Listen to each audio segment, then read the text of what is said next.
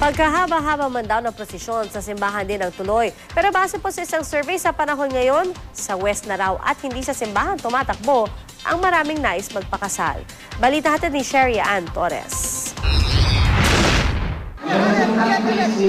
Sa Pilipinas, kung saan 85% ng 72 milyong populasyon ay Katoliko, mapaenggrande man o mass wedding, ang kasal sa simbahan ang tinitingnang isa sa pinakamahalagang okasyon. Pero sa kabila ng importansyang binibigay dito, lumabas pa rin sa survey na Radyo Veritas na karamihan ng mga mag-asawang Katoliko ngayon, mayaman man o mahirap, hindi kasal sa simbahan. Napakaraming mag-asawang Katoliko ang hindi kasal sa simbahan. More than 50%. Paano tayo magkakaroon ng Kristiyanong pamilya kung ang mag-asawa ay hindi kasal sa Diyos? Isinagawa ang survey sa 85 dioceses sa 17 rehiyon sa Pilipinas. Sa naturang survey, 47% lang daw ang pumili ng simbahan, gaya na nakausap namin. Sa simbahan kasi sa ano lang yun, sa Diyos lang yun. Pero yung kahit saan kahit pwede magpakasal. Pero mas maganda rin yung may basbas ng pare.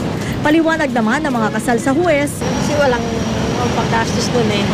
Aminado ang simbahang Katoliko na hindi basta-basta ang resultang ito ng Radyo Veritas survey, lalo pat lumalabas na 6 sa bawat 10 Pilipinong mag-asawa na Katoliko hindi naman pala kasal sa simbahan.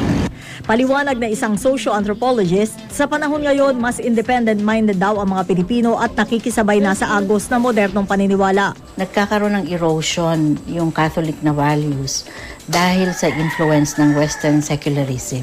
Lumutang din sa survey ang kakulangan ng kaalaman sa mga dasal at religious practices ng simbahang Katoliko, gaya ng pagrosaryo at iba pang dasal. Nagro-rosaryo ka ba? Alam mo ba yung 10 utos ng Diyos?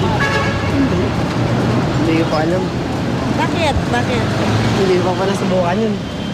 Patuloy daw ang puspusang pagtugon ng simbahang Katoliko para paigtingin ang pagturo at palawakin ng kaalaman sa pananampalataya ng kanilang mga nasasakupan. Gagamitin ng simbahan ang multimedia. No? Lahat po tayong binyagan ay may responsibilidad na mag-evangelize. Sherry Ann Torres, GMA News. Sige, Arnel.